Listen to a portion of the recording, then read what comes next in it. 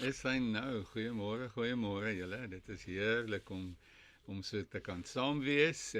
Wel, ons sou baie eerder dink ek wou saam gewees het fisies, maar ek dink ons almal weet die realiteit op die oomblik van die derde piek soos hulle praat is 'n realiteit en ons het net gevoel dit sou dan die veilige en regte opsie wees om eerder nog weer aanlyn te gaan en seker te maak dat ons mense is veilig. So ja, goeiemôre. Goeiemôre almal. Ja, verseker, ek dink wanneer ons swaar kry, het ons nog meer behoefte aan fellowship. So, dis baie moeilik om nie by mekaar te kan wees nie, mekaar te kan bemoedig, aan mekaar te kan vat en net dalk so 'n bietjie mekaar se rug te kan streel en te sê, "Sjoe, ek sien jou en ek hoor jou." Maar vanoggend is die goeie nuus dat ons het 'n Vader, God El Roi, the God that sees us. Hy staan nie een kant van ons seer kry nie, nooit ooit nie. Hy is daar wanneer ek en jy vol vreugde is en vol blydskap is en dit met ons goed gaan en ons goeie nuus gekry het.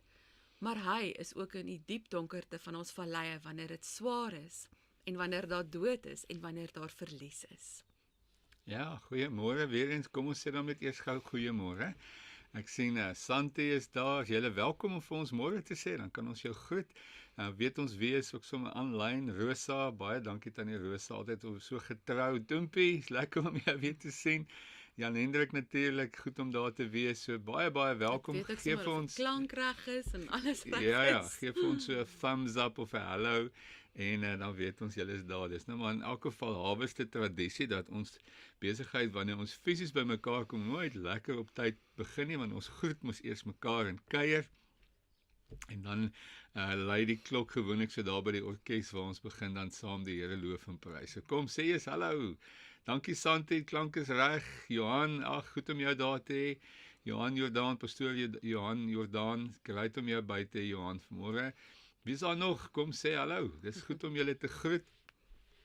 En as daar ook van julle is wat sommer net tydens die diens voel om iets te deel, doen dit op die chat en dan kan ons julle sommer daai stukkie woord kan ons intrek en deel maak van ons saamwees. So ja, dis heerlik het ek net gou die skerm hier verander. Ek is nou kameraman en operateur hierso. Die wonder dink ek van vandag se boodskap. Julle so Chantal nou gesê het in die begin en ons gaan net begin om met gebed. Maar in 'n tyd soos hierdie het ons nodig dat die woord van die Here wat ouer as ons is, langer as ons al daar is, ewig is, die onverganklike woord, die woord wat 'n lamp vir ons pad is en 'n lig vir ons pad is, die woord wat ons rig en perspektief gee in moeilike tye. En ek moet sê, ek preek vir myself, ek het nodig om na al die dinge wat ek sien en al die dinge wat ek hoor en beleef in my eie lyf soms voel, om terug te gaan met God se woord my rig. En ons gaan vanoggend dan tyd spandeer en ek wil hê julle moet nou al julle Bybels gereed maak om daai moeilike boek Klaagliedere te gaan deurwerk. En ons gaan deur Klaagliedere werk vandag. Is 'n pragtige boek om vir ons perspektief te gee. Ek gaan nou meer daaroor sê. Maar ons het vandag gaan ek en Chantal 'n bietjie tag preach en net uit ons harte deel wat ook maar ons belewenis is en wat die Here vir ons gewys het al sover. En daarom wil ons ook graag julle soos ons nou in Engels praat, comments. Wat is dit in Afrikaans? Julle insig, julle insig en bydraes. Ja, daar is hy. Kan julle op die chat plaas en dan gaan ons dit ook bygooi. So ja, gaan jy vir ons open? Ek kan. Ja, dankie Vader dat ons ver oggend na U toe kom. Ons oë is op U gerig, Vader, soos wat 'n diensmeisie se oë op haar meesteres gerig is wat sê U sal aan my goed doen. Ek hou U dop, my oë stip op U. Dankie dat U ver oggend by ons is. Dankie dat U gister by ons was. Dankie dat U woord en die belofte is dat U sal met ons wees tot aan die volëinde. Tot aan die einde van my lewe of aan die volëinde van die aarde. Here, en U beloftes en U woord staan ver oggend vas, al het omstandighede verander. Is U woord ver oggend die grootste waarheid, groter as 'n feit. Is U woord ver oggend 'n vaste rots, 'n vaste fondasie. En ons dank U ver oggend daarvoor in Jesus naam. Amen. Amen. Ja, gaan jy wegtrek? Ek dink toe ons besluit om net 'n bietjie te praat oor smart. Nou ons wil nie die hele tyd oor smart praat nie, maar net hoe hanteer ek en jy 'n krisis? Hoe hanteer ons smart? Ons kan dit nie wegwens nie. Ons kan dit nie wegdink nie. Ons kan nie, jy weet, partykeer voel dit soos 'n droom of 'n waas en jy word wakker en jy wens dalk in die oggende, het dit werklik gebeur? Ja. Smart is deep sadness, dis agony, dis misery, dis smart, dis treurend. En die waarheid oor dit is, dat die woord self vir ons sê, vermenigvuldig is die probleme van die regverdiges, maar ek, die Here, red jou uit elke een uit. Die waarheid is ook, julle, dat elkeen van ons sal in ons leeftyd deur swaar of seer kry gaan. En wanneer ek en jy deur swaar en seer kry gaan, dan is daar iets wat met ons gebeur dat ons dink niemand verstaan nie. Jy voel geïsoleer, jy dink dis net ek wat deur hierdie swaar kry gaan. Dis net ek wat hierdie intense pyn ervaar. En daarom wil ek jou vanoggend bemoedig, heel eerste. Wanneer jy swaar kry, maak jou hart oop om ander toe te laat, om jou te bedien, saam met jou deur hierdie journey, hierdie diep donker vallei te stap, daar te wees vir jou te bid, dalk soms vir jou kos aan te dra. Moenie jouself isoleer nie.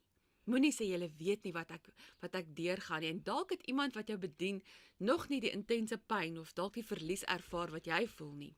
Maar moenie jouself isoleer nie. So 3 weke terug het ons vriende Karel en Ilana oor grief gepraat en ek was tans in COVID afgesonder, so ek het hulle boodskap die laatmiddag geluister en dit het my hart diep getref. Want tans, julle, is ons besig om deur 'n tydstip in ons lewe te gaan wat ons nog nooit saam ervaar het nie. Mense het al seer gekry. Daar was al dood in ons gemeente, in ons gemeenskappe, maar nog nooit het ons as nasie, as gemeenskap, korporatief so baie dood en seer ervaar nie. En daarom is dit so belangrik om te sê, almal van ons gaan tans deur agony, deur seer. Verseker is die dood van 'n geliefde die ergste hartseer wat ons kan beleef. Maar daar's tans mense wat egskeiding rou. Daar is mense wat hulle werke verloor het en finansies. Daar is ouers wie se kinders oor see is. Elkeen van ons beleef 'n stuk rou. En daarom die woord van God. Weet jy wat? Ek en Jan kan nie vanoggend jou wonde genees nie. Maar sy woord kan. Hy sê hy verbind die gebrokenis van hart. Hy staan by my en jou stil om ons te heel. En ja, dit sal tyd neem. En elkeen van ons verskil, nee, ons is nie dieselfde nie. Maar vanoggend wil ek jou aanmoedig, so 'n bietjie nudge, wanneer jy swaar kry, hardloop na die woord van God. Dit gee ons perspektief, dit gee ons moed. Dit sê, kom vanoggend na my toe en skep moed. Nou, ek en jy weet nie ons weet net van kos uitskep, nee. Maar skep is, dis iets wat ek nie het nie, ek moet dit van myself skep. Ek moet dit vir myself gaan haal, en ek moet dit myne maak. Nou, ek het COVID gekry so 3 weke terug, en niemand van ons weet waar ons dit kry nie, want ek is werklik versigtig. Masker gedra, hande gesaniteer, hande gewas, en ek kry dit op 'n Woensdag, die uitslag, nadat Gerard Bosman net die vorige Dinsdag aand, net die aand voor ek weet dat ek siek is hy oorlede aan COVID. So dit was nie vir my gemoed baie goed nie. Inteendeel, my hart was 'n bietjie ontstel. Dit is 'n bietjie naby in my lyf. 'n Geliefde is dood. En ek onthou, julle, dat angs het my beet gevang. Nie noodwendig om dood te gaan nie, maar om dalk deur hierdie lyding te gaan, dalk om nie suurstof te hê nie. Wat lê vir my voor? Want dood is immers onbekend. Ek het nog nooit dood gegaan nie. En Joyce Meyer sê iets altyd so interessant. Sy sê, everyone wants to be with Jesus, but nobody wants to die. Klink nogal waar, nee. En ek onthou dat, toe ek hierdie nuus ontvang, het ek net die Here vertrou dat ek deur COVID sal kan gaan, deur hierdie proses, soos baie ander mense, wat nie deur dit gekom het nie. En, gesê, Here help my, om elke dag na U te kyk, U te vertrou, te doen wat van my verwag word, my vitamines te drink, my hart op U te fokus. Maar op 'n stadium, deur hierdie proses, 2 weke van tevore het ons Elna begrawe, 'n geliefde. Net daarna Marguerite, 'n geliefde vriendin in Somerset Wes, ook dood aan COVID. Vind ek myself dat ek al hoe meer aan die dood dink. Want skielik julle, is ek omring deur geliefdes wat doodgaan. My ouers is bejaard. Dood, sê die woord, wag vir elkeen van ons. Maar dood kan sy angel verloor, net daardie steek, wanneer ons gelowig is. En ek dink so bietjie aan die dood, en voor ek my kon kry, ek dink ons moet dink aan dood gaan. Maar ons moenie op die dood mediteer nie, ons moenie op die donkerte mediteer nie.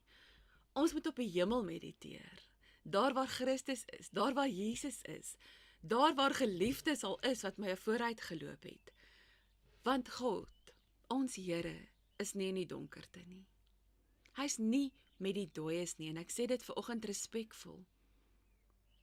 Ja, as jy hom ken en hom gedien het, is jy by hom, maar hy het te doen met die wat lewe. Met die oproep, kom na my toe, sodat jy nie dood hoef te vrees nie.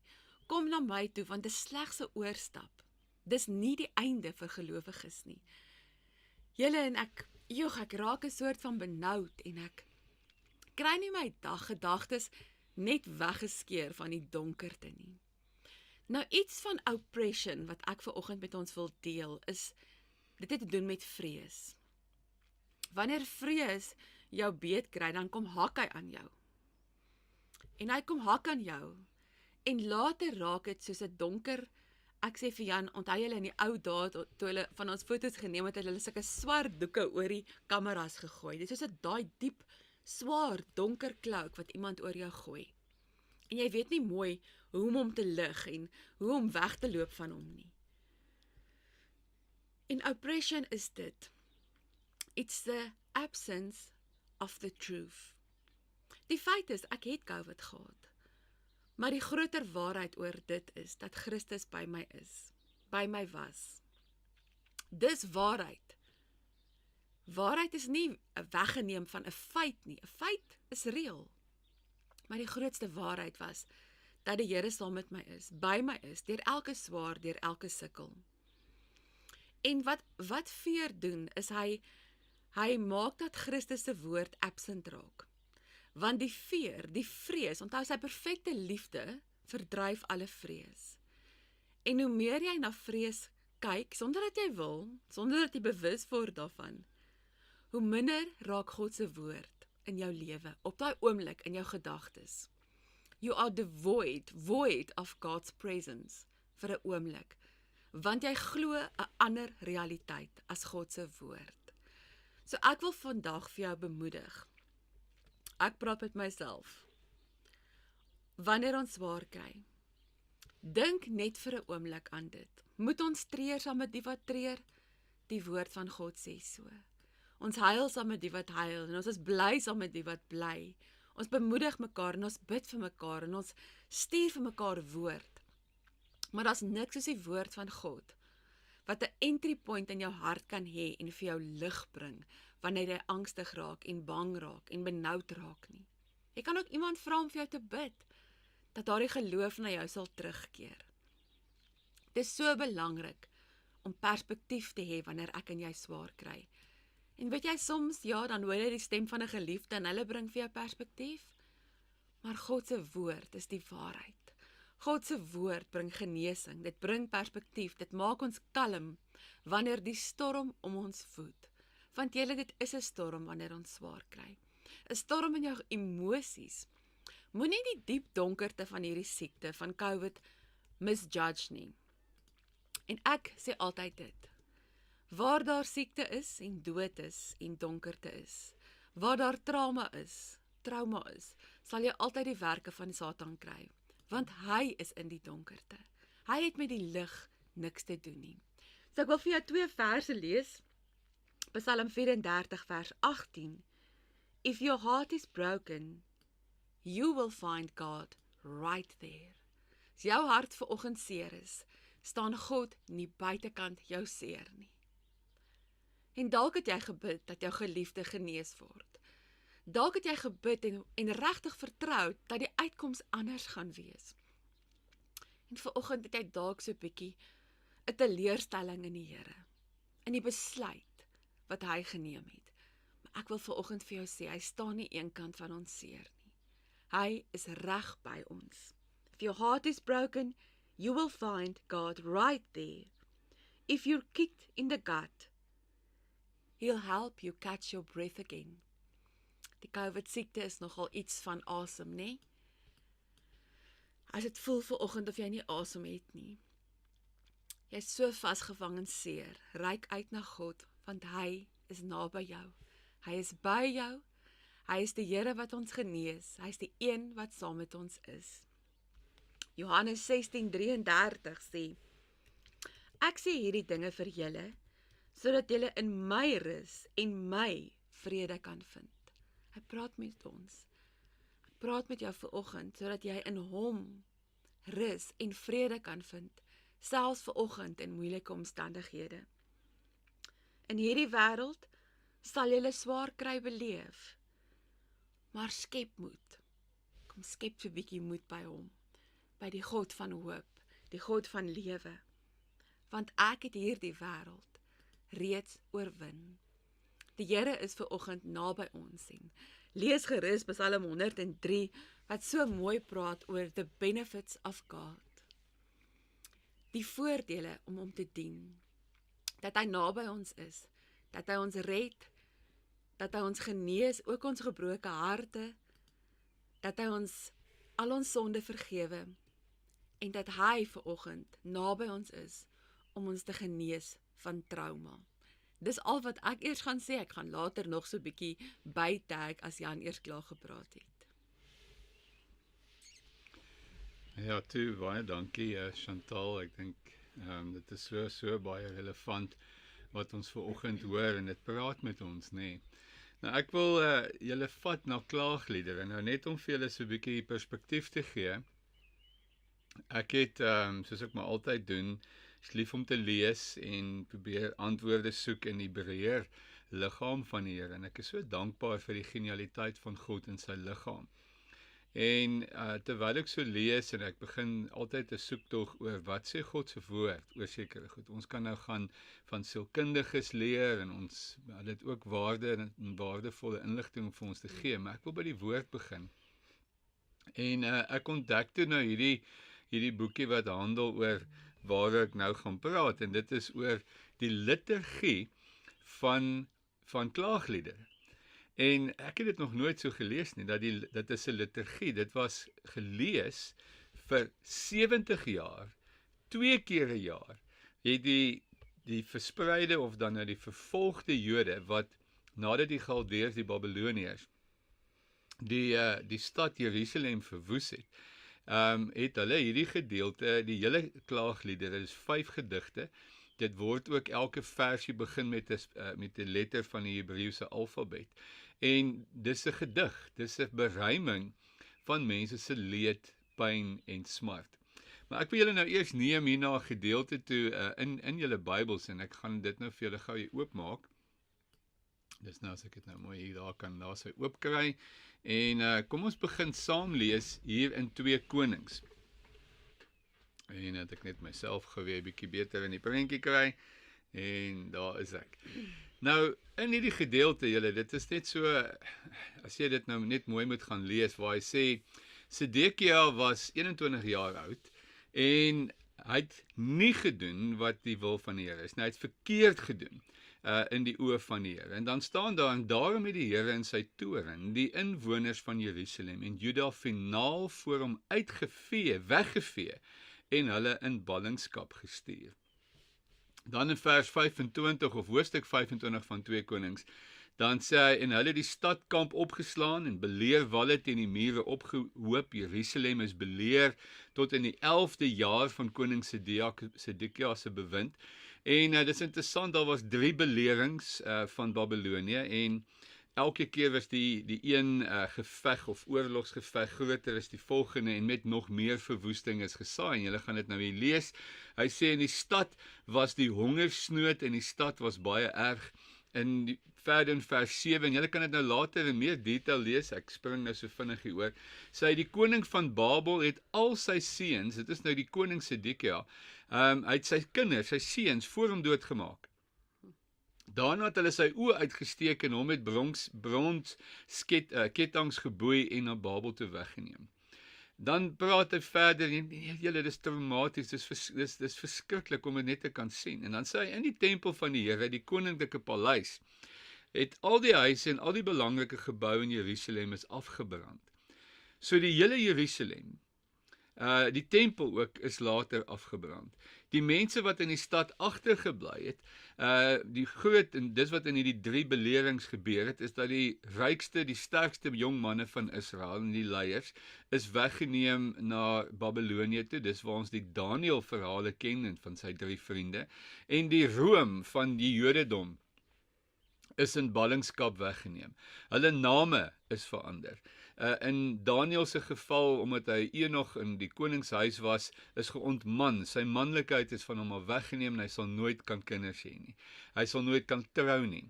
Hy verloor sy volksidentiteit en tradisies waarmee hy groot geword het. En dis in hierdie tyd, en julle kan die res van die hoofstuk gaan lees, wat dan nou vir ons bring in klaagliedere.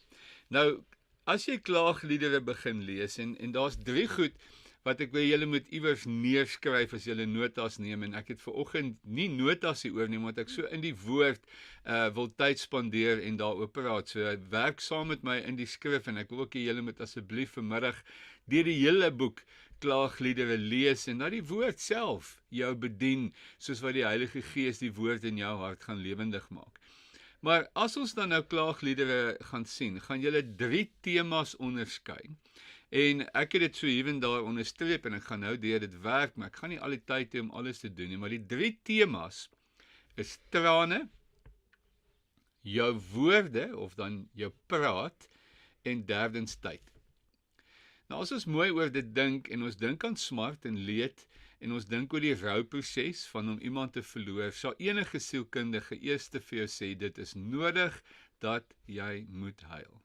Moet dit nie terughou nie. Huil, soos iemand mooi geskryf het, is die seep van jou siel. Jy was as te ware jou gemoed van die opgeboude seer, leed, verontreg, die verkeerd, die sleg. Daar's 'n bitter klomp sleg wat jy voel. Jy's kwaad, jy voel resentment partykeer, jy voel regret, jy voel dat ek moes nog, of ek moes hierdie, ek het nie genoeg gedoen vir my geliefde nie, en daar's 'n klomp negatiewe emosies, en trane, huil, partykeer regtig, daai oomblikke, en ons almal weet, ons kan nie daar bly nie, ons kan nie daar kamp nie, ons moet en werk en besig wees is die teepool daarvan, en dis nodig dat ons partykeer net moet wegkom daarvan. Maar weet jy wat, vat partykeer daai ou foto's, herroep van daai ou herinneringe en huil 'n lekker huil.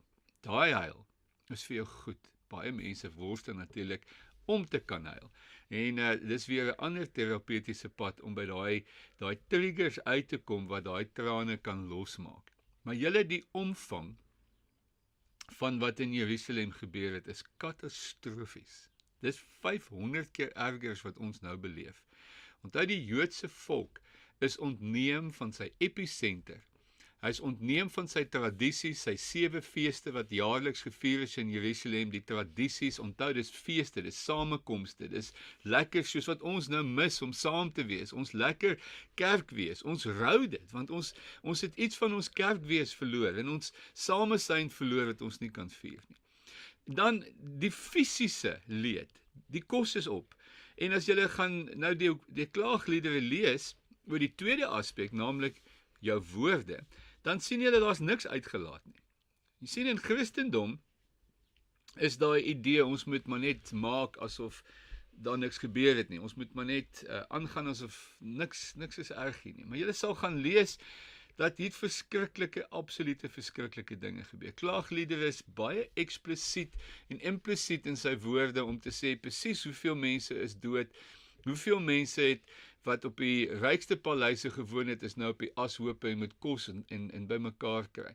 Later in die laaste hoofstuk van klaagliedere sê, moet ons dan nog ons kinders ook eet? as gevolg van die absolute honger en die verskriklike toestand waarin ons is. Grond, eienaarskap is verloor. Jou posisies en aansien wat jy gehad het is verloor. En daarom het ek in die inleiding het vandag geskryf, so Chantal nou mooi gebid het. Hierdie is nie 'n individuele leed nie. Hierdie is 'n koöperatiewe, kollektiewe leed van 'n mensdom, 'n groepering van mense wat deur verskriklike seer en pyn en verlies gegaan het. Lewensverlies, gesondheidsverlies, kosverlies, al die rykdom, al die eer, al die aansien wat hulle eens gehad het, is van hulle al weggeneem. So dit is belangrik dat ons moet praat, soos Chantal gesê het. Ons moet kan deel, sonder om daaroor dit te moraliseer en te wonder oor, ons moet nou stil bly. Ons kan vertel, ek het iemand in die week wat, kan maar sê wie, EV het 'n operasie gehad, en hy het bitter seer gehad, en dit was vir my goed om toe te laat, om sy detail storie aan my te vertel, presies van by die hospitaal, en die pyn, en hoe hy, en ek moes hom kans gee om te kan praat oor wat met hom gebeur het. Dit is so ontsettend belangrik. En die derde ene, wat ek gesê het, ons moet onthou, is tyd. 70 jaar se lyding. 70 jaar se niks verander nie. Waar is die uitkoms? Inteendeel, die boek Klaagliedere het geen respons van die Here af nie. Jy gaan nie een vers in die hele boek Klaagliedere kry waar God praat nie. Hy sê ook, jou profete is stil en jou profete sien nie meer visioene nie. U het ons verlaat, u is vir ons kwaad. En dan, ons moet nou nie te veel hierin lees nie, maar kom ons wees ook nou eerlik, ons as samelewing, ek het net vinnig, het ek gisteraand 'n studie gaan doen, net om bietjie op te lees oor hoe die sensorraad in die laaste 100 jaar verander het. Deesdae kan jy maar eintlik sê, is daar nie iets soos 'n sensorraad nie. Want wat hoegenaamd nog in hoofstroom media en films en boeke en sovoorts gekeer word deur die sogenaamde PG en 16 en 18, is op die internet is alles oukei. En die wêreld wil nie voorgeskryf word nie. Hy wil nie hoor dis sonde, dis verkeerd en dat God dit straf nie. Hy wil nie hoor dat verkeerde dade, sonde, om teen God te praat, God se naam te laster, om absoluut te leef asof daar nie 'n God is nie. Die tendens, dit gaan julle alles lees op die internet, is ons leef nou in die sogenaamde post-Christen era. Ons het die meeste ateïste en agnostiek ooit in die geskiedenis van die mensdom in die laaste 2000 jaar sedert die Christendom, 1500 jaar. En dink jy net dat ons kan aanhou leef soos wat ons leef, sonder om iewers terug te draai na die Here toe? So dis belangrik dat ons dit in perspektief sien. Nou kom ons kyk na 'n paar versies in Hooglied, wat ek met julle wil, Klaagliedere, nee, dis nie Hooglied nie. Nou, in die boek, as julle so deurlees en ek het net hier en daar het ek 'n paar versies gehighlight, om dit wat ek nou vir julle gesê het, net te staaf. Hy sê hier op 'n plek, hy sê, die Here het dit oor my gebring. Kyk goed of daar hartseer is wat pyn soos die van my. Hy sê, Here, ek is verslind, ek is oorweldig met onbeheerste hartseer. Hy het vuur van bo gestuur en dit het my verteer. Hy het 'n vangnet. Dit is interessant, in die hele boek Klaagliedere word nie van Babylonië gepraat as die een wat die straf uitdeel nie. Het gesê, God het hierdie goed gedoen. Dan die huil. Daarom huil ek so. Trane loop oor my wange. Daar's niemand naby wat my kan troos nie. Seker van ons het dit ook al soms al jy gevoel. Kyk hoe benoud is ek, Here. My hart krimp in mekaar, my binnekant bewe. Dink van ons het al daai belewenis gehad. Hy sê op 'n plek in einde van hoofstuk 1 sê hy, ek sug baie diep, my hart is swaar binne my. Dan praat hy oor die Here se woede en hy vertel hoe die Here sy gramskap, sy oordeel, hoe hy sê die Here het sy stad Jerusalem verwoes. Die Here het die mure afgebreek. Die Here het verwoesting gesaai. En dan sê hy ook, Moenie dan vir die Here ook kwaad wees. Jy moet ons nie dan ons straf ontvang soos 'n groot man en dit neem nie. Nou onthou ek het in die begin gesê, hierdie boek is nie vir private gebruik nie. Dit was in die publiek. Het die hele, waar daar mense bymekaar kon kom in die tyd na in die ballingskap, was 2 keer 'n jaar, was hierdie boek gelees. Hierdie 5 gedigte was gelees en dit moes gehoor word en mense het hierdie kollektiewe gevoel gehad van ons voel presies dieselfde goed. Dan, soos ons aanlees, sê hy wat ek nou vroeër gesê het, die wet van die Here het verdwyn. Profete kry nie meer visioene van die Here af nie. Hy sê op vers 11 in hoofstuk 2, my oë is leeg gehuil. Ek is bitter ontsteld en ek sien hoe my volk in duie stort en dan lees jy die verskriklike goed oor die honger en mense wat in die straat in mekaar sak as gevolg van hulle wonde en kinders wat in hulle ouers se arms sterf, die verskriklike verlies. Hier in vers 14 sê hy, jou profete het vir jou drogbeelde opgetower. Hulle het nie jou oortreding sigbaar gemaak nie. Dit sou verhoed het dat jy weggevat word uit jou land. Hulle het nuttelose dinge gesê wat jou eerder op 'n verkeerde spoor gelei het. Ek dink vandag dat daar in die kerkewêreld nie meer sonde gepreek mag word nie. Eers van die dae worstel ons met 'n wetgewing in ons eie land oor die vryheid van spraak wat van ons al weggeneem gaan word, omdat ons nie meer kan sê wat sonde se gevolge is nie. Want alles is oukei, alles is reg, daar is nie 'n reg en verkeerd nie. Dan sê hy, as daar profete was wat maar tog vir ons gewaarsku het, en dan kan jy nou maar gaan die boek Joël byvoorbeeld gaan lees en Micha, dit was die profete en Jeremia ook in 'n mate, wat in hierdie voortyd af met die volk baie hard gepraat het, maar nie gehoor het nie. Julle en ek dink sommer net hier om ons, hoe mense nog steeds hardnekkig en hardkoppig eerder aan wetenskap vol vashou, eerder as om die Here aan te gryp. Dit is asof ons medikasie meer vertrou as die Here. Natuurlik is wetenskap en medikasie ontsettend belangrik, maar jy sal self vir my dit kan sê, dat nie een van die wetenskaplikes kan konklusief heeltemal sê, hierdie pil, hierdie metode is nou die wondermiddel wat jou gaan red en genees nie. Dis baie ingewikkeld. Nou, sê hy verder, hy sê, is dit die stad wat genoem is die mooiste plek, die stad van vreugde wat vir die wêreld vreugde sou bring? En ek dink in my eie hart die worsteling wat ons het, dat die Here vir ons gesê het, ons is 'n Eden gemeente wat vreugde sou moet bring. En dat dit so moeilik is, en dat daar regtig wind van voor is, en dit is swaar. En dan, en hoe kom hulle nie oopmaak, ek sê, daar gaan hy nou, daar is hy, en, hy moet nie so maak nie, daar is hy, ekskuus, en dan sê hy, die mure van Sion pleit by die Here, laat jou trane dag en nag vloei soos 'n rivier, moenie vir 'n oomblik ophou nie, staan op in die middel van die nag om jou hart soos water voor die Here uit te stort. So daar kan julle nou hoor, die praat element en die trane element, en dan kom ons by hoofstuk 3, en iemand sal sê, ag Jan, asseblief begin tog net vir ons hoop gee, ons kan dit nie langer hanteer nie, en dan hoofstuk 3, dit word beter. Dit word beter. Nou hier sê hy, en lees saam met my. Tog is daar een ding waarop ek kan reken en waarop ek altyd kan hoop. Julle, dis nou te midde van hierdie verskriklike sleg. Deur die Here se troue liefde is ons nie doodgemaak nie. Hy hou nooit op om vir ons om te gee nie. Sy liefde het geen einde nie. Op u ontferming kan 'n mens altyd vertrou.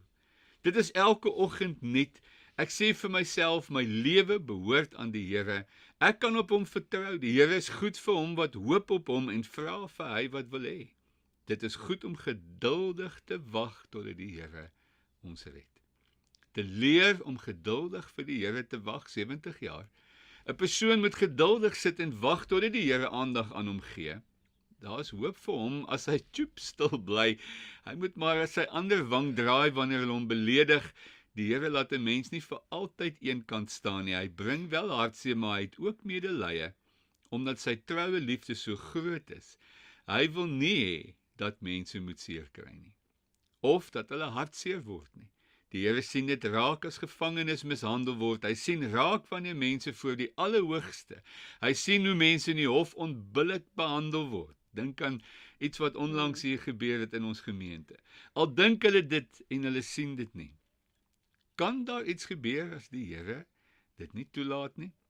Slegte en goeie dinge kom alles van God daarbo. Waarom sal 'n mens kla wanneer hy gestraf word omdat hy oortree het? Laat ons eerder gaan kyk na wat ons gedoen het en daaroor nadink, sodat ons kan omdraai na die Here toe. En dan 'n laaste gedagte, hier op 'n stadium, op die einde, op die hoofstuk 4, sê hy, water het oor my kop gegaan, ek het gedink, dit is verby met my, van onder in die put, o Here, het ek hier begin roep, U het my gehoor, U het my hoor roep, moet asseblief nie U ore toedruk wanneer ek roep, dat U my moet kom help nie, tot toe ek na U geroep het U nader kom en gesê, luister mooi, moenie bang wees nie. Chantal praat vandag oor vrees. Dis interessant dat die Here weet, te midde van al hierdie goed, is dit die groot ding waarmee ons worstel. Laaste ding, op 'n stadium, ek net dit hier kry, sê op die einde, ek dink ek het hom nou nie gemerk nie, ek kom net gou hier vind, en, ja, is nie hy nie, ek gaan dit nou gou hier soek, die leier. Ek moet net gou een versie hier sê, wat vir my uitgestaan, ek moet net gou hier vinnig kyk, maar hy sê, daar kry ek het nou nie vinnig genoeg, soos ek nou so blaai nie, maar dit is baie relevant, dat baie mense sal nou vir my sê, Jan, ja, okay, ons hoor die verkeerd, maar ons het nie verkeerd gedoen nie. Ons is dan onskuldig aan hierdie sogenaamde oordeel dan nou, wat sogenaamd oor ons kom. Maar daar's een versie wat sê, waar hulle dit nettelik so uitspreek, ons voorvaders, onthou 70 jaar, wat hierdie sonde gedoen het, is nou al dood, en ons kinders betaal vir hierdie sondes. Dan kom hierdie vers, U regeer, Here, vir ewig en altyd. U sit op U koningstroon vir geslag na geslag.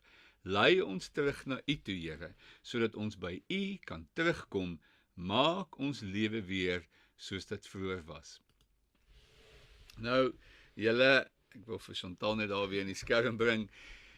Nou wil ek afsluit, want nou sal dit vir my sê, Jan, moet my asseblief nie hier los nie, is dit wat jy sê, gaan dit met ons net slegter gaan dinge nooit uitkom na hoop toe nie. En julle, kom ons kyk na die realiteite. Hier lê nog baie moeilike goed voor.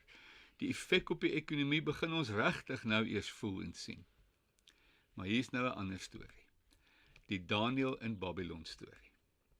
Daniël en sy 3 vriende, in te midde van hierdie absolute donker tyd.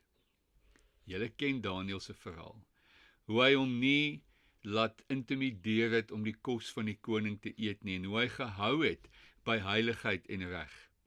Hoe hy geesvervuld die Here gehoor het in hierdie tyd, en hoe die Here hom te midde van hierdie donker, die gouverneur, die administrateur van 3 Babyloniese koningshuise maak. 1 Babylonies en 2 Perse. En die Here maak hom die instrument om die terugkeer, die Nehemia, die Ester, die Esras, wat in Zerubbabel, wat die tempel gaan herbou het, die mure gaan herbou het, julle ken die verhaal, want God het 'n plan, God het 'n oplossing.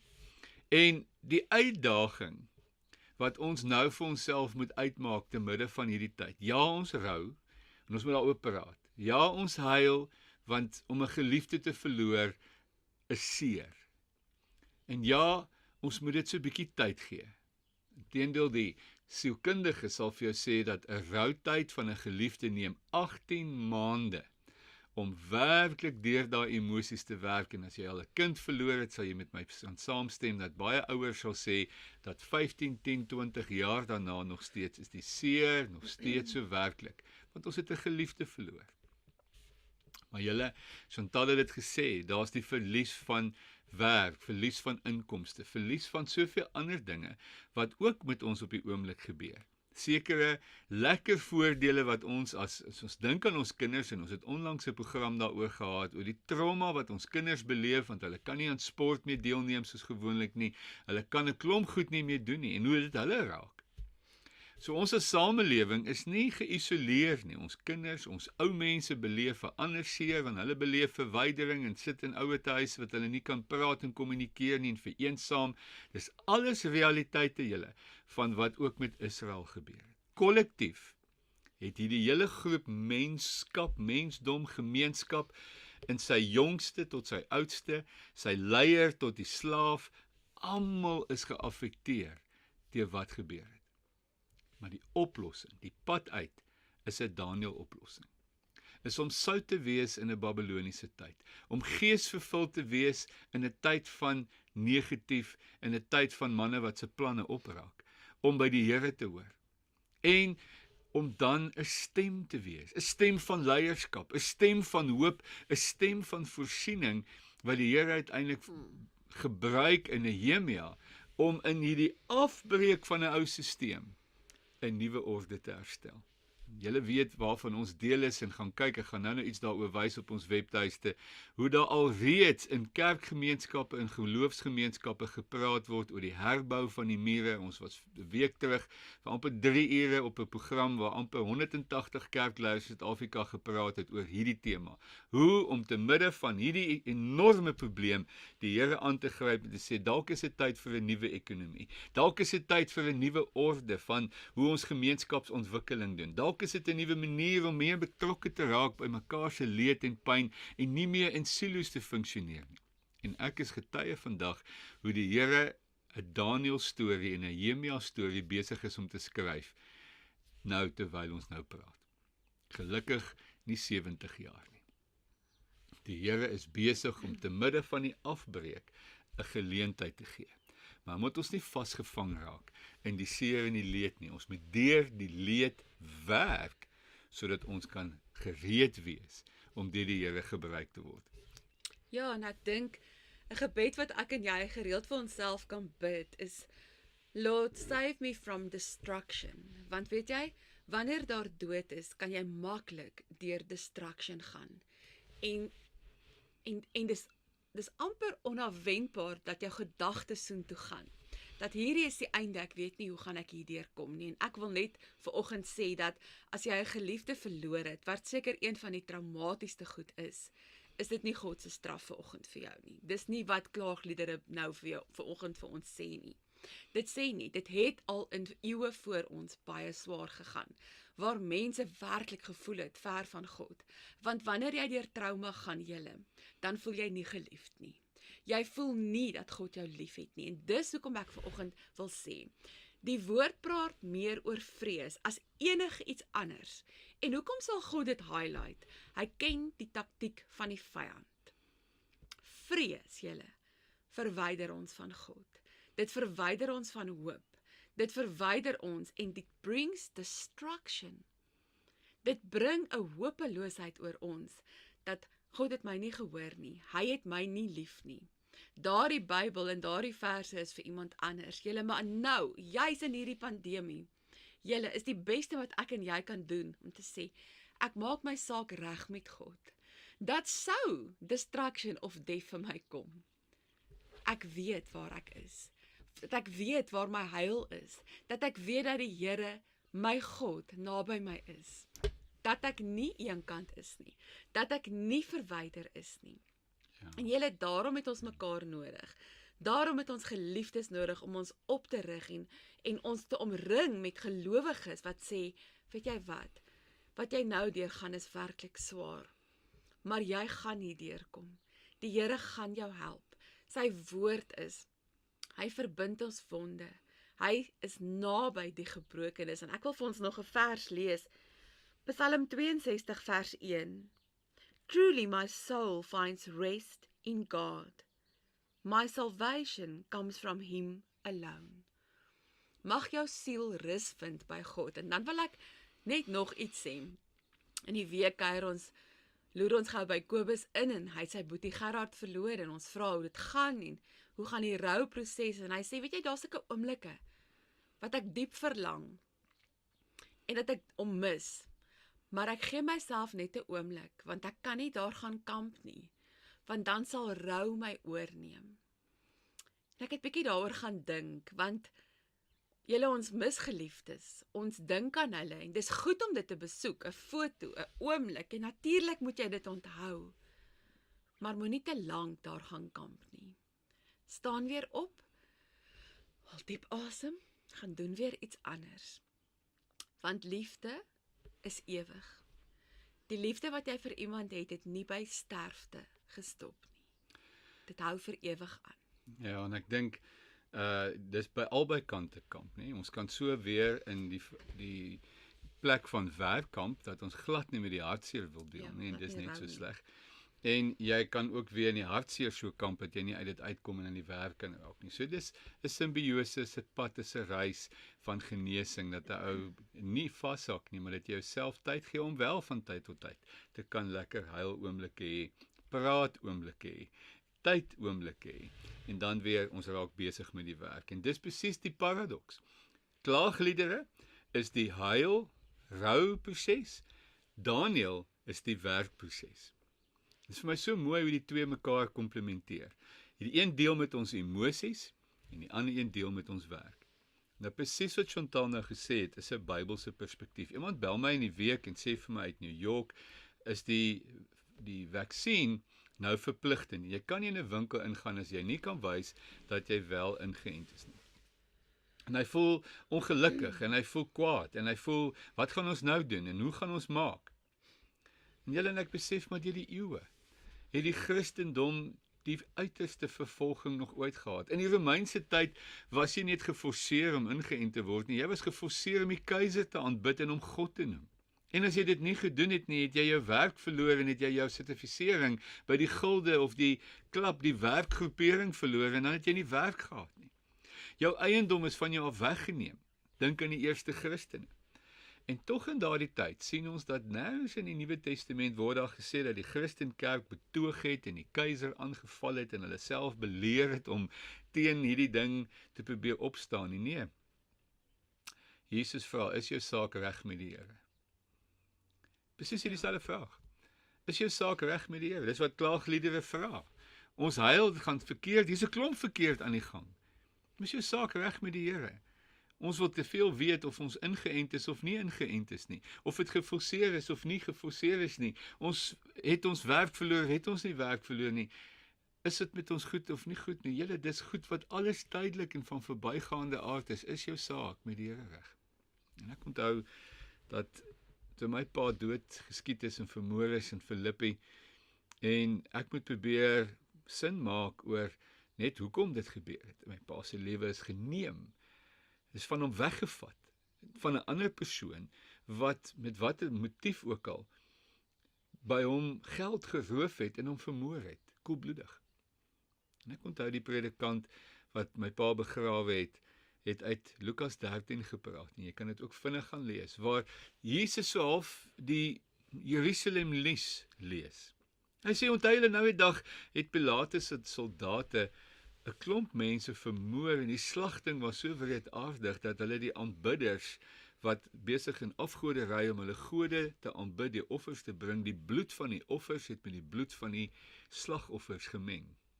'n Wreedaardige moord. En hy vra dieselfde, wie het nou gesondig, wie's verkeerd, wie skuldig?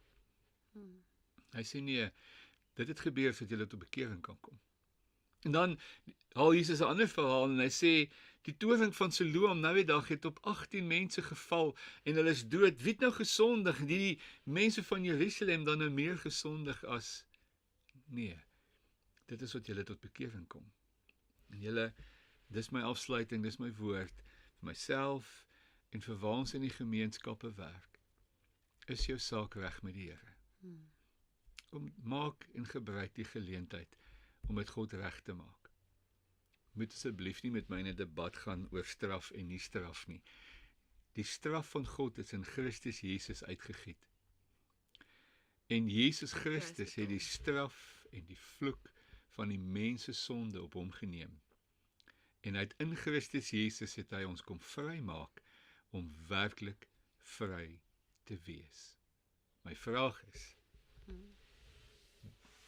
materialisme, ons kyk in die week 'n program van Fake Fame, is op DStv, jy kan dit gou vinnig kyk. En dis 'n dokumentêre jong mense wat wil bekend raak, en hulle wil 'n miljoen volgelinge op Instagram hê, en hoe hulle die allerhandste, wildste, wreedste goed doen om daai fame te kry. En dan huil my hart en ek vra, ken jy Jesus? Jy sien, straf is nie noodwendig wat gebeur of nie gebeur nie. Dis nie goed of sleg nie. Straf is om God nie te ken nie. Ek ken nie 'n groter straf, sleg, verkeerd, hel, donker, negatief, as om God nie te ken nie. Daarom moet ons in hierdie tyd die tyd gebruik, soos wat ons doen, en dankie vir elkeen, die gebede, die woord wat ons by die Here gaan kry.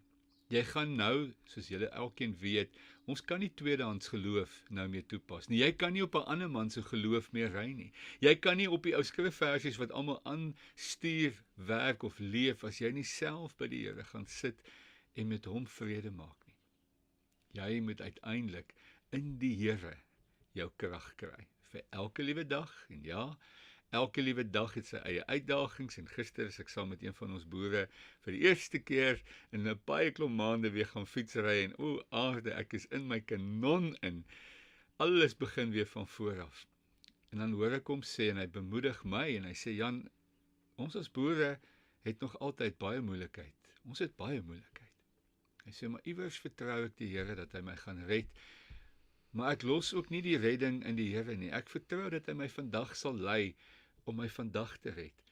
En dan terwyl ons so ry, sê hy, kom ek wys jou gou, en hy wys gou daar na 'n wal, en toe die rivier nou hierdie week afkom, hy sê, daar het hy per ongeluk, maar kom ons sê eerder gelooflik, verby die wal gery, en hy het net op daai oomblik gesien, dit was 'n sekonde, hierdie wal gaan breek, hy het iemand geskakel, en ook gelooflik het die man vinnig gekom met die nodige toerusting, en 20 minute later was al die toerusting op die wal, en hy sê, terwyl hulle daar staan, letterlik 'n paar tree van waar hulle werk, breek die wal, en as hulle nie daar was nie, het hulle hom nie gekeer nie, was hy hele boord onder water en vloed. En dan sê hy, dit is vir my wonderlik om saam met die Here hierdie battles te veg, te weet dat deur Christus Jesus het hy vir ons die oop deur, die veil is geskeur, dat ons kan sy stem hoor, hy lei ons, hy sê vandag vir ons links, môre regs, nou sê hy vir ons bly, en ander dag sê hy gaan, nou sê hy vir ons, bly bietjie by die huis, op 'n ander dag sê hy, nou raak julle weer besig, julle ons is gelei deur die Gees, want ons reg is met God. En dit is wat ons gaan deur die smart, leed, pyn, ly, en dan kollektief. Hierdie stories wat julle nou vanoggend hoor. Kollektief, want ons praat oor die liturgie van 'n kollektiewe pyn, wat ons dan ook die oplossings saam begin sien. Begin sien, hier red die Here. Die positiewe stories, die oplossingsstories is mos ook goed om te hoor. Dis nie alles net negatief en sleg nie. Laat ons nie verstrengel raak daarin nie. Terwyl die sleg besig om te gebeur, is daar ook wonderlike getuienisse van hoe die Here red. Ja, ek dink nog nooit in ons geskiedenis kan ek en jy vir mekaar sê, die koninkryk van God het regtig naby gekom nie. Want ons weet nie wat môre vir ons wag nie. En soos Jan tereg sê, ons moet treur saam met die wat treur. Maar moenie terwyl jy treur saam met iemand wat treur, nie ook bly wees saam met iemand anders wat bly is nie. Jog julle, ons beleef soveel emosies op een dag. Ek het gister seker 10 mense gekry wat vir my laat weet dat hulle COVID het en dat hulle baie siek is. En ek was op 'n oomblik so oorweldig dat ek na God se woord gegaan het om net 'n bietjie goeie nuus te soek. Sê Here, ek kan net vir hierdie mense bid. Ek kan hulle nie red nie, ek kan hulle nie genees nie, maar ek ken die een wat kan en ek bring hulle na U toe, Here, want U is 'n wondergod. U is die God van wonder, selfs in moeilike tye. Selfs in wanneer die vyand en swaar kry en vrees my wil oorweldig, dan het Dawid geskryf, my siel, wees bly, want die Here jou God is naby jou. En ek wil vanoggend vir elkeen wat deur smart gaan, nooi hom in, want hy is daar. Hy gaan jou help deur die smart.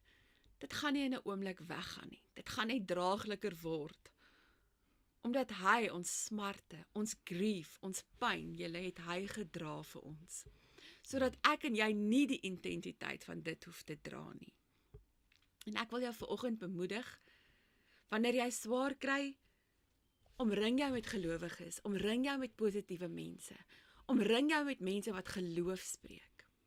Wanneer jy swaar kry, Ja, ek wil hier met neerskryf, ek val gou in, maar Chantal gaan met ons gou vinnig op die einde hier 6 praktiese beginseltjies.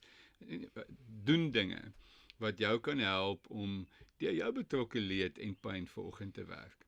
ja, so heel eerste, omring jou met positiewe mense, geloofsmense. Dat hulle met jou praat, dat hulle vir jou bid. Moenie nou jouself afsonder nie. Ja, daar's 'n tyd om eenkant te wees en te rou, maar omring jou met positiewe geloofsmense. Mense wat jou kan opbeer, wat vir jou kan bid, wat jou kan aanmoedig. Kyk goed na jouself. Moenie vergeet om te eet nie en moenie vergeet om te slaap nie. Dis nie nou tyd om jouself af te skeep nie. Jy het nou suurstof en energie nodig om gesond te word, om deur hierdie proses te gaan. Dan, wat ek net nou gesê het, weet dat almal swaar kry. Dat selfs die persoon wat nou by jou is en jou bemoedig, ook al swaar gekry het, of ook gaan swaar kry. Ontvang hulp. Moenie trots wees nie. Iemand vir jou wil kos maak, ontvang dit. As iemand vir jou sê, "Joe, hierdie week ry ek jou kinders vir jou aan, want ek sien jy kry swaar," ontvang dit. Moenie jouself isoleer wanneer jy swaar kry nie. En dan, moenie groot besluite neem wanneer jy swaar kry nie. Ek gaan nou oppak. Hierdie vallei het vir my nog net verdriet gebring nie. Of ek gaan aan 'n ander huis trek, want ek kan nie in hierdie huis bly waar my geliefde dalk oorlede is nie. Geen net 'n oomblik. Weet jy, en dan onthou dit ook dat pyn en seer kom soos golwe oor jou. Jy kan 2 goeie dae hê en dan kom daai golf van rou. Jan het my mooi geleer, ry dan daardie golf, hê die emosie, maar kom altyd weer op vastigheid. Die rots, die sand, die fondasie wat Christus is. Want hierdie golf gaan jou so 'n bietjie maal. Jy gaan 'n paar emosies beleef. Dit is oukei. Maar kom net weer by vastigheid, Here. U help my, U gee my krag, U maak my sterk. Ek is nie alleen nie. U sê U sal my nie los nie. Ek gaan nie deur hierdie donker, diep vallei alleen nie. U is by my, U is my redder, U is my help. En dan ook kry hulp. Weet jy wat, as jy regtig bewus is daarvan dat jy grief counseling nodig, vra vir hulp. Gaan sien iemand, laat iemand jou begelei. Net soms het 'n ou perspektief nodig, nie? Weet jy wat, dis oukei. Jy kry swaar, dit gaan nie vir altyd jou lewe wees nie. Jy gaan hierdie persoon altyd lief hê, jy gaan hierdie persoon altyd verlang, maar hierdie gaan nie vir altyd jou pad wees, dat daar net smart is nie. Jy gaan die mooi onthou, daar gaan weer opstaan oomblikke wees, daar gaan weer oomblikke van lag wees. En dan ook baie belangrik, erns in hierdie proses, en dit neem tyd, embrace jy die nuwe lewe. Want daar is altyd nuut in Jesus Christus. Jy leef, jy het asem. Hy gaan jou die vermoë, wat is sy grace? Sy grace en genade is die vermoë om deur die moeilik te gaan. En ek wil jou vanoggend bemoedig en sê, wanneer ek en jy vasstaan en dalk by vrees of woede of bitterheid vasstaan, dit kan 'n oomblik wees asseblief. Maar wanneer ons daar kamp, kan ons nie die genade wat beskikbaar is in en deur sy liefde kry om ons te bemagtig nie, want genade bemagtig ons. Baie keer sal mense sê, ek weet nie hoe het ek deur die eerste maand van smart gekom nie, want dit is bonatuurlike genade wat vir jou en my gegee was. Ek wil vir ons nog 'n vers lees, Isaiah 54, Jesaja 54. You will be firmly established in righteousness. Nee, ons weet, ons staan in sy geregtigheid. Reg met hom, reg met mense, sy vrede en sy blydskap. You will be far from even the thought of oppression. Daardie vrees wat jou wil neertrek. For you will not fear. Ek en jy gaan nie vrees nie. Ons weier dat vrees ons hart kom binnendring. For you will not fear, and from terror, for it will not come near to you. Julle ons is pelgrims deur hierdie lewe is tydelik. Hold on loosely. Hierdie is nie vir altyd nie. Dit wat ek en jy in hom het, is ewig. Maar terwyl ons mense swaar kry, terwyl ons gemeenskappe swaar kry en ons weet nie eers van almal of alles nie, kom ons kyk met sagter oë na mekaar. Kom ons spreek genade tot hierdie berg, tot hierdie probleem. Iemand sê gister vir my, sy het met haar honde gaan stap en baie keer is 'n berg, jy weet wanneer jy begin het jy baie moed. En hoe hoor jy opklim, hoe minder raak die suurstof en hoe meer moet jy so 'n bietjie zak. Jy weet dit voel so 'n bietjie langer, nee. Dit raak so 'n bietjie moeiliker. Maar hou net aan in die geloof, want jy sal bo kom. Jy sal, want hy is die great enabler, die Heilige Gees, wat met jou is, wat met my is, wat ver oggend 'n God se reddende regterhand help jou en versterk jou. Hy staan nie eenkant van jou seer nie. Sy woord sê, his compassions are with you. Sy liefde, sy omgee en sy barmhartigheid en dan sy troue liefde julle is ver oggend by ons. Moenie dit miskyk wanneer ons swaar kry nie.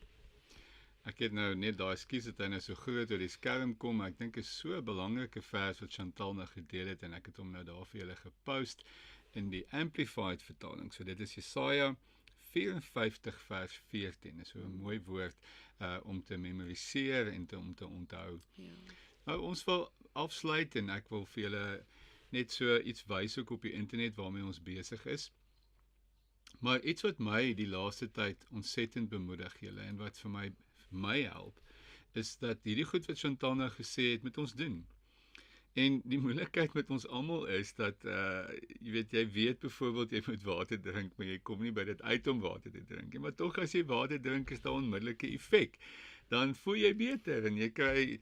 So die punt wat ek wil maak is, ons ken nie die goed. Moenie dat die vyand jou langer vashou om die goed wat jy weet jy moet doen te doen nie.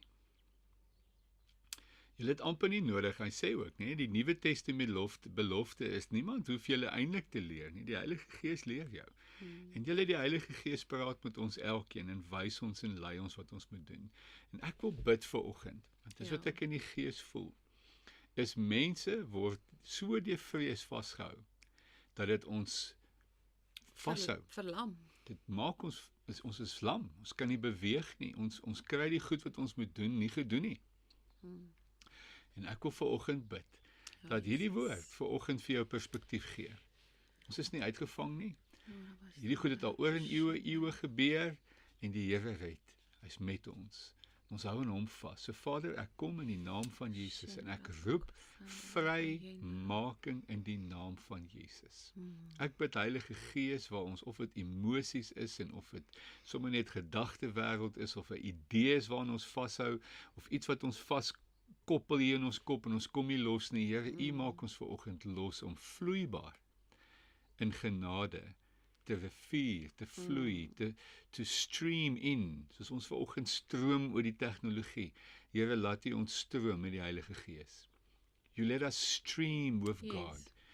In hierdie lewe wat al die vaste goed loskom, is U 'n ewige stroom van lewende water wat nie gekeer kan word nie. Here, ek bid that we will be people of the Spirit. We will live by the Spirit. We will live by faith. We will live by healing and power and anointing of the Holy Ghost. En Here, terwyl Daniël in hierdie donker onder Nebukadneser, die meeste sadistiese, narcistiese egoïs koning se bestaan, dan skyn Daniël se lig. Dan is Daniël die een, en uiteindelik Nebukadneser wat sê, jou God is die regte God.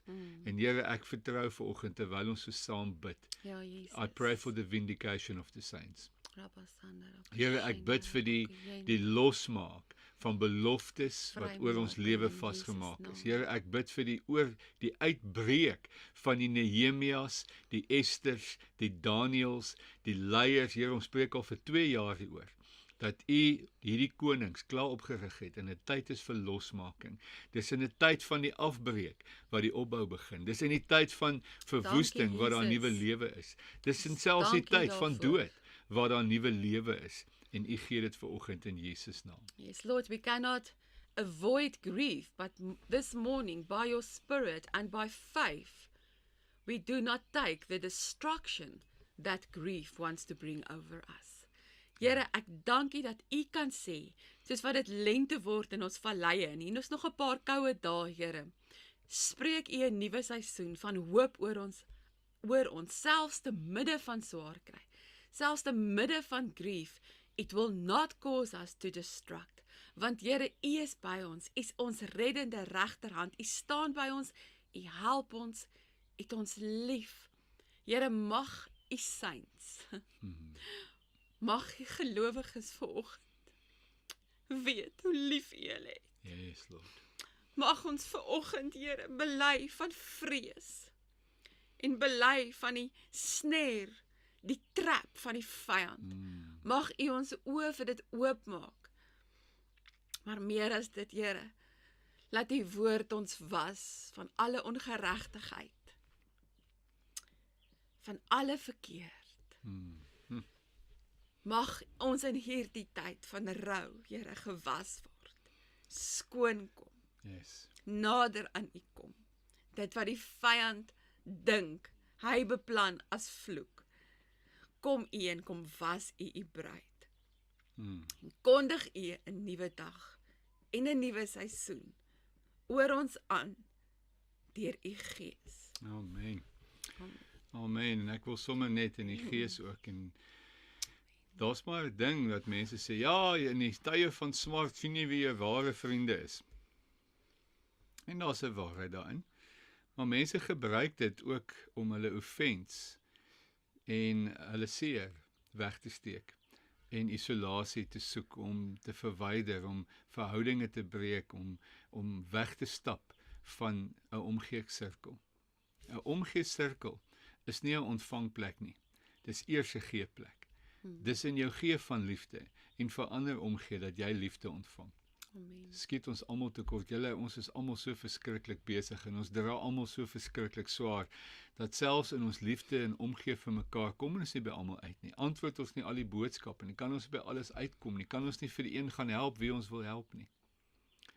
Maar kom ons raak nie vasgevang in hierdie leuen dat dit gee my nou 'n rede, gee my nou 'n verskoning om te isoleer. Nee. Ons moet juis nou soos 'n Daniël in die teenoorgestelde gees optree. Ons moet nou juis vol van die Heilige Gees, al is ons hoe leeg en al is ons hoe seer en al is ons hoe lam, gaan gee ons en dien ons. Julle, dis my getuienis. Dink julle nie ons voel ook soms allerhande emosies wat almal van ons voel nie? Maar ons kies om te gee, en weet julle wat? Wanneer jy gee, word jy vol. Sy belofte is, wanneer jy water gee vir ander, sal jy altyd genoeg hê om van te drink. Ja. So die Here is genadig en barmhartig, en ek wil jou vra, deel hierdie boodskap. Julle mense kry verskriklik swaar. Deel hierdie boodskap.